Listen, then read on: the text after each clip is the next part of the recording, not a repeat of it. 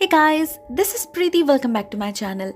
दोस्तों, आज हम बात करने वाले हैं वीसी एंड्रूज डॉन सीरीज के third part the twilight child के बारे में। इस पार्ट में हम देखते हैं डॉन अपने बेटी को लेकर कटलर्स कोव लौट चुकी है।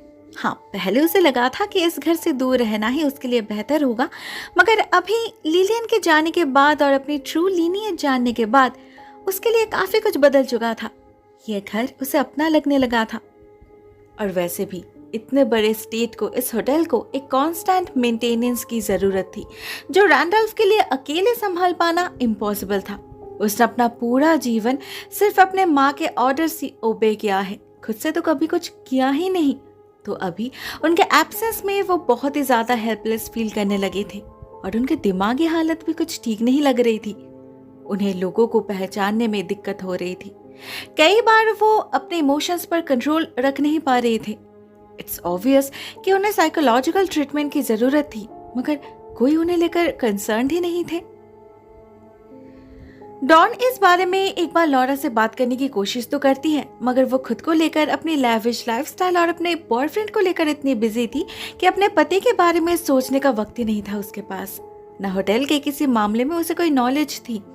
और रही बात उनके बच्चों की, तो वो लोग भी अपने माँ की तरह ही सिर्फ सेल्फ सेंटर्ड थे। क्लेरा का पूरा समय बीतता था डॉन के खिलाफ साजिश करने में और फिलिप का डॉन को परेशान करने में। ऐसे में होटल को एक स्ट्रॉन्ग लीडर की जरूरत थी जो सिंगल हैंडेडली सब कुछ संभाल पाए, और विल के मुताबिक यह जिम्मेदारी डॉन की थी, तो उसे ही निभानी पड़ती है। मगर सिर्फ 18 साल की उम्र में डॉन के लिए यह सब कुछ संभाल पाना आसान नहीं था, वो भी अकेले। जिमी को फिर से कुछ महीनों के लिए यूरोप जो जाना पड़ा था, लेकिन वो अपने बच्चे को एक सेटल्ड लाइफ देना चाहती थी, एक सिक्योर्ड फ्यूचर देना चाहती थी, जो उसे कभी नहीं मिला। उसके लिए ये ट्रेड उसे करना ही पड़ता है। वो हार नहीं मानती, हर एक एम्प्लॉय से पर्सनली बात करती है, उनसे एडवाइस लेती है और धीरे धीरे अपने सिंसियर एफर्ट से कुछ ही महीनों में सब कुछ सीख भी लेती है। कटलर्स कोव की गोल्डन एरा फिर से एक बार लौट चुकी थी, और साथ ही साथ डॉन की खुशियां भी। यूरोप जाने से पहले जिमी ने उसे शादी के लिए प्रपोज किया था, तो उसके लौटते ही उनकी शादी की तैयारी शुरू हो जाती है। लॉरा खुद खड़े रहकर सब कुछ अरेंज करती है, मगर शादी के दिन जब डॉन के साथ आयल पर चलने का वक्त आता है, तो रैंडल्फ अचानक ही आउट ऑफ कंट्रोल हो जाते हैं। वो अपने माँ को ढूंढने लगते हैं और ढूंढते हुए ही पागलों की तरह घर से निकल जाते हैं। एक्चुअली लिलियन के मौत से उन्हें बहुत बड़ा झटका लगा था, जिससे वो बाहर निकल नहीं पा रहे थे। फाइनली इसी ट्रॉमा के कारण पानी में डूबकर सुसाइड कर लेते हैं वो। डॉन की शादी कंप्लीट होते ही उनका फ्यूनरल अरेंज किया जाता है। ऑनेस्टली उनके ना रहने से किसी को कोई फर्क नहीं पड़ता, उनके पत्नी, उनके बच्चे, किसी को नहीं। मगर डॉन की जिंदगी के सबसे स्पेशल दिन पर यह हादसा एक काला धब्बा बनकर रह जाता है, काइंड ऑफ एक वार्निंग की तरह, जो चिल्ला चिल्ला कर कह रहा था कि डॉन की फूटी किस्मत कभी उसका साथ नहीं छोड़ेगी। लेकिन इसके बाद कुछ साल सच में ही अच्छा बीतता है उसका। जिमी के साथ अपनी ड्रीम लाइफ बिता रही थी वो। बस कमी थी तो सिर्फ एक बच्चे की। भले ही जिमी क्रिस्टी को अपना ही समझता था, मगर फिर भी डॉन को एक और इशू चाहिए थी, जो लगातार कई साल कोशिश करने के बाद पॉसिबल हो पाता है। तो ऑब्वियसली बहुत खुश थी वो, मगर लॉरा उससे भी ज्यादा खुश थी। ऐसे में वो उसके लिए एक पार्टी थ्रो करना चाहती थी, जिस पर डॉन मना कर देती है। हम समझ पाते हैं उनके बीच का रिश्ता अभी भी उतना स्मूथ नहीं है। यहाँ पर हमें ये भी पता चलता है कि रैंडल्फ के मौत के 2 हफ्ते बाद ही लॉरा ने अपने वेल्दी बॉयफ्रेंड ब्रॉन्सन से शादी कर ली थी। मे बी ये भी एक वजह थी डॉन के डिसरेस्पेक्ट की। साथ में विलियम को सीड्यूस करने वाली बात तो थी ही, मगर ब्रॉन्सन से बात करके उसकी नाराजगी चुटकी में पिघल जाती है जब उसे अपने माँ के और अपने जन्म के सच्चाई के बारे में पता चलता है। ब्रॉन्सन बताते हैं लॉरा और विलियम के बीच कुछ भी कंसेंशुअल नहीं था। उस रात रेप्ड हुई थी लॉरा, विलियम के हाथ ब्रूटली अब्यूज्ड हुई थी वो, जिसके बारे में लिलियन को भी पता था, मगर उसने अपने पति के खिलाफ कभी कोई आवाज नहीं उठाई। उल्टा लॉरा से कहा अपना मुंह बंद रखने के लिए। वो डॉन को अबॉर्ट तो नहीं कर पाई, मगर उसका जन्म होते ही उसे कटलर्स कोव से दूर कर दिया। तब से ही लिलियन उससे नफरत करती रही। वो विलियम के बिट्रेयल की निशानी जो थी, मगर इस सब में लॉरा का कोई कसूर नहीं था, वो तो विक्टिम थी। और रही बात उसकी, तो लॉरा के साथ उसका रिश्ता भले ही नाजायज क्यों ना दिखे, मगर वो लोग सच्चे प्रेमी हैं। सालों पहले उनका एंगेजमेंट हुआ था, वो लोग शादी भी करने वाले थे, मगर उसी बीच ब्रॉन्सन की बहन अचानक ही बहुत बीमार पड़ गई और उसके टेक केयर करने के चक्कर में उसे लॉरा से रिश्ता तोड़ना पड़ा। लॉरा भी कब तक इंतजार करती। एक वक्त उसे भी रैंडल्फ से शादी करनी पड़ी। उसके बाद कई सालों तक उनका कोई कांटेक्ट नहीं रहा। ब्रॉन्सन को न्यूज़पेपर से उसकी खबर मिलती रही, उसे फिलिप के जन्म के बारे में भी पता चला। मगर जिस रात विलियम ने लॉरा का रेप किया, लॉरा को कटलर्स कोव में मदद करने वाला कोई नहीं मिला, तो वो भागकर उसके पास आ पहुंची। उसे पता था पुलिस उसकी कोई मदद नहीं कर पाएगी, जस्टिस कभी नहीं मिलेगी उसे, ना मुक्ति मिलेगी उस नरक से। मगर उस दर्द को झेलने के लिए उसे एक स्ट्रॉन्ग मेंटल सपोर्ट की जरूरत थी, जो रैंडल्फ से उसे कभी नहीं मिला। वो तो बस एक पपेट था, अपने पेरेंट्स के इशारे पे चलने वाला। तो ऐसे में अगर जिंदा रहने के लिए वो ब्रॉन्सन में अपना कंफर्ट ढूंढे, क्या ये उसकी गलती होगी? शायद नहीं। सब कुछ सुनकर तो डॉन भी अपने माँ से और नाराज नहीं रह पाती। आखिरकार उसे समझ आ चुका था कि लॉरा भी असल में एक विक्टिम है, उसी की तरह बहुत कुछ झेला है उसने भी। मगर इसके बाद उसे जो पता चलता है वो डॉन ने एक्सपेक्ट नहीं किया था। ब्रॉन्सन रिवील करते हैं क्लारा असल में रैंडल्फ की नहीं, उनकी बेटी है। मतलब वो कोई कटलर है ही नहीं। जिस परिवार पर उसे इतना नाज है, इतनी गुरूर है, वो असल में उसमें इंक्लूडेड ही नहीं है। डॉन को ये बात काफी शॉकिंग लगती है और वो घर भागती है जिमी को सब कुछ बताने। मगर वहां जाकर तो उसे एक और गुड न्यूज मिलती है। पता चलता है जिमी ने फर्न को ढूंढ निकाला है। फर्न मतलब ऑर्मैंड की बेटी और जिमी की बहन, जिसे ऑर्मैंड के जेल जाने के बाद फॉस्टर केयर में भेज दिया गया था। सालों बाद उससे मिलने के लिए बेताब हो रहा था जिमी। मगर अगले दिन जब वो लोग उससे मिलने जाते हैं तो फर्न और उसके अडॉप्टिव पेरेंट्स का रिश्ता उन्हें कुछ ठीक नहीं लगता। वो लोग फर्न को उनके सामने ही डांट रहे थे। इससे जिमी को बहुत खराब लगता है। वो समझ जाता है फर्न उनके साथ खुश नहीं है। क्या इसमें उसका भाई कुछ नहीं कर सकता? जब डॉन और वो यही सब सोच रहे थे तो अचानक ही बाहर तूफान शुरू हो जाता है और जिमी जाता है शेड क्लोज करने। और ठीक तब ही डॉन को अकेला पाकर क्लारा उस पर हमला कर देती है। नफरत के आग में अंधी हो चुकी थी वो। डॉन की खुशी उससे और देखी नहीं जा रही थी, ऊपर से वो ड्रंक भी थी। तो बिना किसी कारण के छोटी सी बात का बतंगर बनाकर बहस शुरू कर देती है क्लारा, जो देखते ही देखते हाथापाई में बदल जाती है। अचानक लात मारती है वो डॉन के पेट में, ये जानते हुए भी कि वो प्रेग्नेंट है, उसे कंटिन्यूअसली मारती ही रहती है। फाइनली फिलिप आकर उसे रोकता है। मगर तब तक जो होना था वो हो चुका था। अपना बच्चा खो चुकी थी डॉन। मगर क्लारा को इसकी कोई सजा नहीं मिलती, क्योंकि तब तक तो वो भाग चुकी थी। कहां, किसी को नहीं पता। ऑलरेडी उसके टेम्परमेंट के कारण किसी से भी उसका रिश्ता ठीक नहीं था, उसके अपने पेरेंट्स से भी नहीं। ऊपर से इतने बड़े गुनाह करके वो सभी के नजरों में गिर चुकी थी। लॉरा या ब्रॉन्सन कोई भी उसे ढूंढने की कोशिश नहीं करते। उनका सपोर्ट भी डॉन की तरफ ही था। मगर कोई कितना ही सपोर्ट क्यों ना कर ले, डॉन ने जो खोया था वो लॉस पूरा करना और किसी के बस की बात नहीं थी। बहुत ज्यादा टूट चुकी थी वो। समझ नहीं पा रही थी क्या कभी उसके साथ कुछ भी अच्छा नहीं हो सकता। हर कदम पर उसे ही क्यों इतना स्ट्रगल करना पड़ता है। उसके रिकवरी में मदद करने जिमी कटलर्स कोव से मूव करने की डिसाइड करता है। जब तक डॉन अपने अतीत से पीछा छुड़ा नहीं पाएगी तब तक आगे कैसे बढ़ेगी वो। इसी दौरान एक और सरप्राइज मिलता है उन्हें। फर्न मिलने आती है उनके साथ अपने घर से भागकर, क्योंकि उसके लिए वहां रहना और पॉसिबल नहीं हो रहा था। वो बताती है उसके पिता कोई अच्छे इंसान नहीं है, वो मॉलेस्ट करते हैं उसे। तो जब उसे पता चला ये लोग उसकी रियल फैमिली है, वो भाग आई यहाँ पर उनसे बचने के लिए। जिमी उसके स्टेप से बहुत ही खुश था। उसी दिन अपने लॉयर से बात करके वो उसके अडॉप्टिव पेरेंट के अगेंस्ट केस फाइल करता है। एंड सरप्राइजिंगली वो लोग बहुत आसानी से फर्न की कस्टडी उन्हें दे भी देते हैं, एज इफ वो लोग भी खुश थे उससे छुटकारा पाकर। जिमी को लगता है वो लोग अपना असली चेहरा दुनिया की नजरों में लाना नहीं चाहते, इसीलिए उन्होंने कोई केस नहीं किया। मगर असली वजह तो कुछ दिन बाद ही पता चलती है, वो भी डॉन को। वो नोटिस करती है फर्न का बर्ताव बहुत ही ऑड है। वो बहुत बदमाश है और अपने उम्र से ज्यादा मैच्योर्ड भी। उसके आने के बाद से ही डॉन के कुछ कपड़े, पैसे, ज्वेलरी, परफ्यूम्स, जूते गायब होने लगे थे। और एक दिन होटल में उनका एक स्टाफ डॉन को इन्फॉर्म करती है कि उनके कैश बॉक्स से $200 गायब है, जो पहले कभी नहीं हुआ। वो डायरेक्टली तो कुछ कह नहीं पाती क्योंकि उसके पास कोई सबूत नहीं था, मगर उसे लग रहा था ये चोरी फर्न ने किया है, क्योंकि कल वो काफी देर तक उनके साथ यहाँ बैठी थी।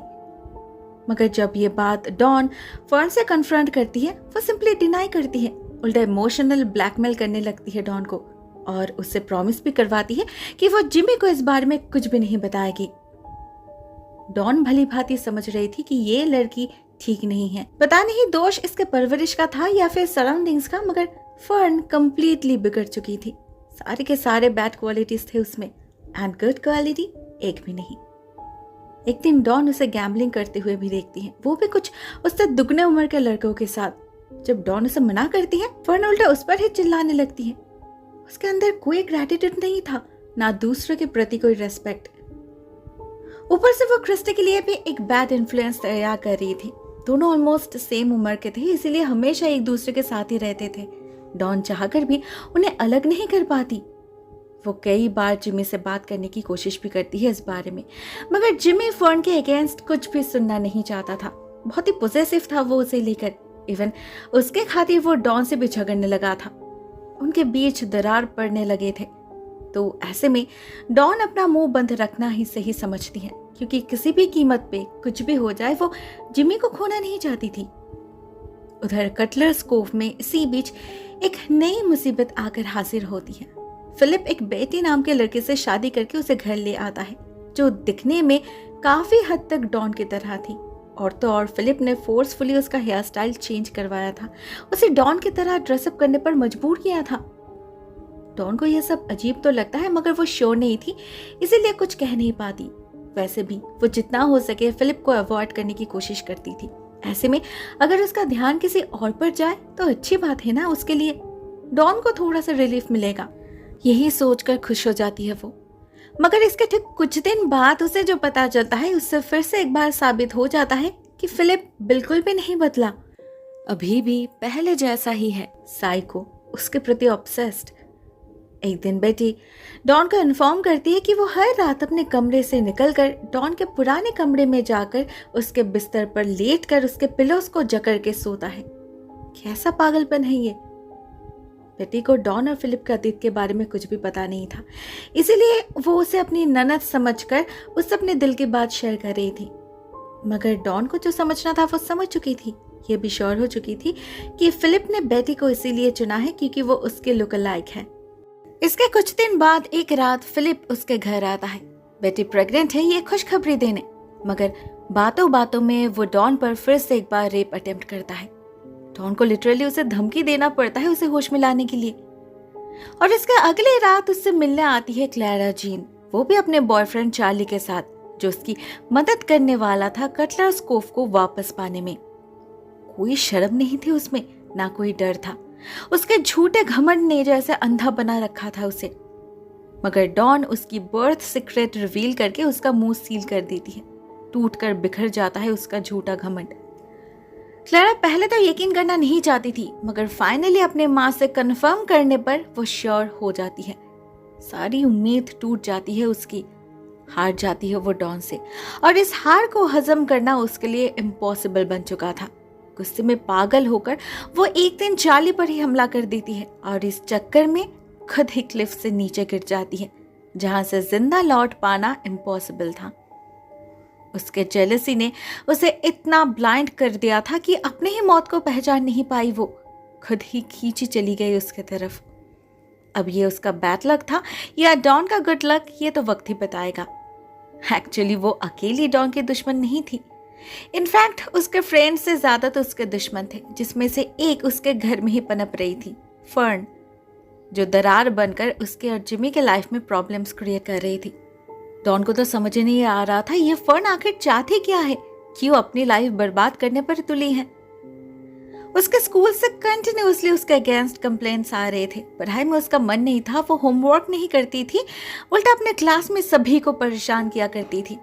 और तो और एक दिन डॉन को उसके स्कूल बैग से कुछ अडल्ट मैगजीन्स मिलते हैं, जिसे पढ़कर वो श्योर हो जाती है कि उसने अपने अडॉप्टिव पेरेंट्स को लेकर जो कहानी उन्हें सुनाई है वो असल में इसी मैगजीन की एक स्टोरी है। झूठी है। वो इस बार सब कुछ जिम्मी से शेयर करती है और वो दोनों मिलकर फर्न के पेरेंट्स से बात करते हैं, जिससे पूरी सच्चाई उनके सामने आती है। इस बार सब कुछ जानकर जिमी भी उससे बहुत नाराज हो चुका था। वो स्ट्रिक्टली फर्न को बता देता है कि अगर उसे यहाँ रहना है तो उसे अपनी आदतें बदलनी पड़ेगी। साथ में वो डॉन से माफी भी मांग लेता है, क्योंकि वो सही थी शुरू से ही।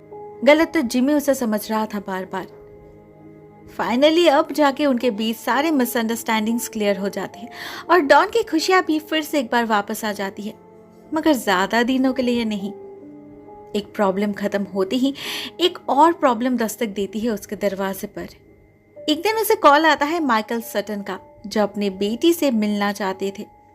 भले ही डॉन का मन नहीं था, मगर वो माइकल को मना नहीं कर पाती और वहां जाने पर उसे उसके असली इंटेंशन के बारे में पता चलता है।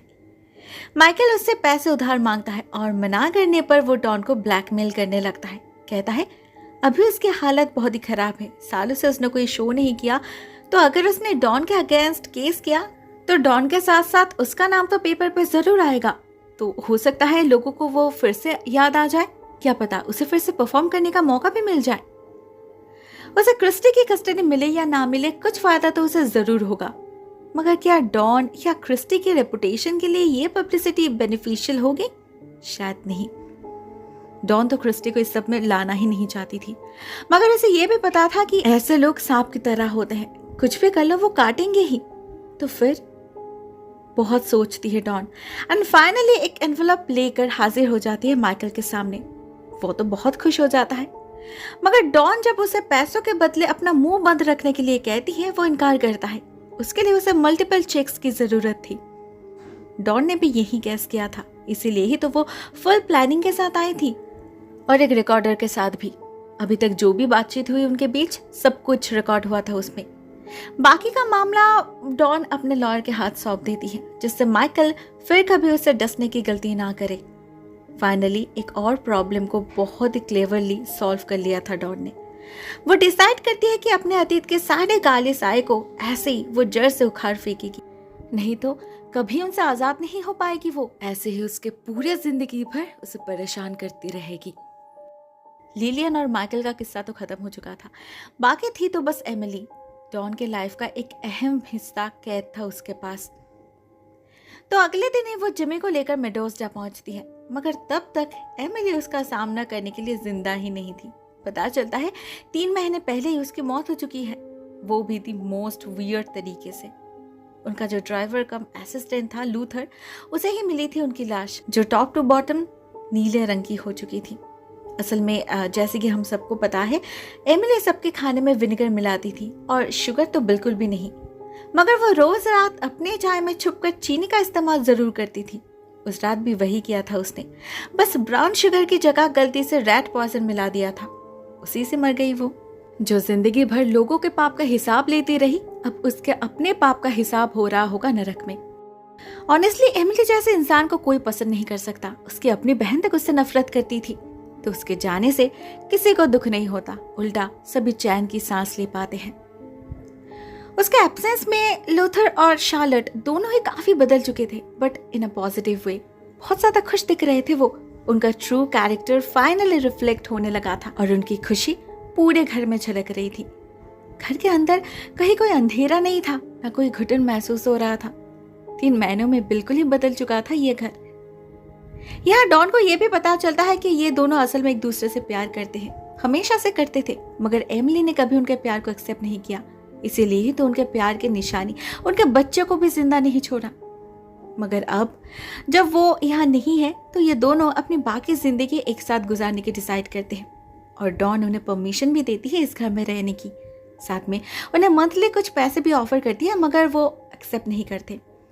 आखिर उनका सेल्फ एस्टीम अभी भी बरकरार जो था। उन्हें लग रहा था डॉन ने उन्हें इस घर में रहने की इजाजत देकर उन पर एहसान किया है, मगर असल में तो डॉन ये अपने लिए कर रही थी। उन्हें नहीं पता, मगर इस जगह को लेकर डॉन के दिल में जो भयानक यादें थे, उन्हें मिटाने में इन लोगों ने उसकी बड़ी मदद करी। अभी उसे और यहाँ आने में कभी डर नहीं लगेगा, ना एमिली और कभी उसे हॉन्ट कर पाएगी। फाइनली खुशी खुशी अपने अतीत को भुलाकर घर लौट जाती है डॉन। और एक फ्रेश माइंडसेट के साथ एक नई जिंदगी शुरू करती है वो। इसी दौरान उसे ये भी पता चलता है कि वो प्रेग्नेंट है। अब इससे बड़ी खुशी और क्या हो सकती थी उनके लिए। मगर कहीं इस खुशी को भी किसी की नजर तो नहीं लगने वाली। ये जानने के लिए हमें अगला पार्ट देखना होगा, क्योंकि ये पार्ट तो यहीं पर एंड हो जाती है।